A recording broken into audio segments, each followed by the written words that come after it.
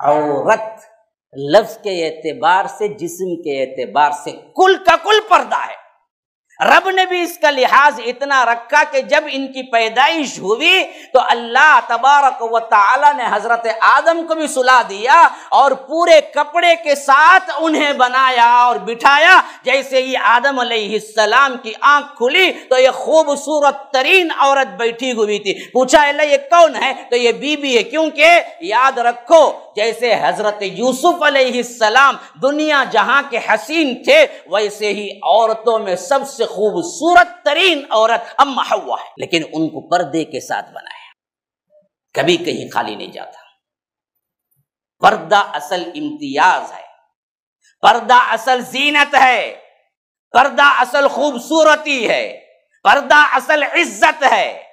پردہ اصل میں احترام کا اونچا مرتبہ ہے، جو عورتوں نے سمجھ لیا کہ ہمارا حق مارتے نہیں، حقوق کے اعتبار سے سب سے پہلا حق پردہ ہے۔ یہ پردے کو تم حق نہ سمجھو تو یاد رکھو جہالت کی آخری انتہا ہے۔ اسلام نے تمہیں وہ حق دیا جو کسی دوسرے مذہب نے نہیں دیا۔ پردہ نکالنا یہ دراصل بے حرمتی ہے، پردہ پہننا یہ دراصل آپ کی عزت، آپ کی عصمت، آپ کا ناموس ہے، آپ کا احترام ہے۔ اس مثال سے سمجھو کہ جویلری شاپ میں آپ چلے جاؤ کہ آپ کو شوکیس میں نظر آئیں گے بہت سے نیکلیس، بہت سی چوڑیاں، بہت سے ایسی چیزیں جو آپ کو اپنے آنکھوں سے نظر آتے رہیں گے، لیکن اگر آپ اسی جویلری شاپ سے پوچھو کہ مجھے قیمتی ترین ہیرا لینا ہے تو وہ کہے گا کہ یہاں شوکیس میں تو نہیں ملے گا، کچھ دیر ویٹ کرو، ہم چھپا کے رکھے ہوئے ہیں، جو اس کے خریدار ہیں وہ بڑے بڑے لوگ ہوتے ہیں،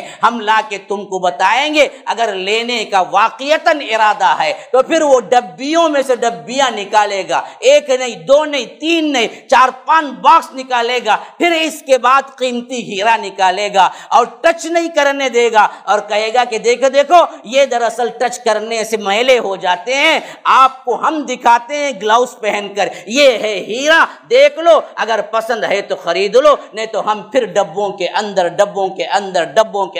ڈبے رکھ کے ہم چھپا دیتے ہیں۔ تو ہیرے کو چھپانے کا مطلب ہیرے کی تذلیل نہیں ہے میرے بھائیو، ہیرے کو چھپانے کا مطلب ہیرے کی عزت ہے، ہیرے کی ناموس ہے، ہیرے کا احترام ہے، اس کی مال و دولت کی قیمت ہے۔ بعینہ اسی طرح اللہ نے امت مسلمہ کی خواتین کو پردے کا حکم دیا تو یہ ان کی تذلیل نہیں ہے، دراصل یہ ان کی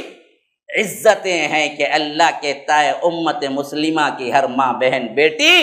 ہیرے کے مانند ہے۔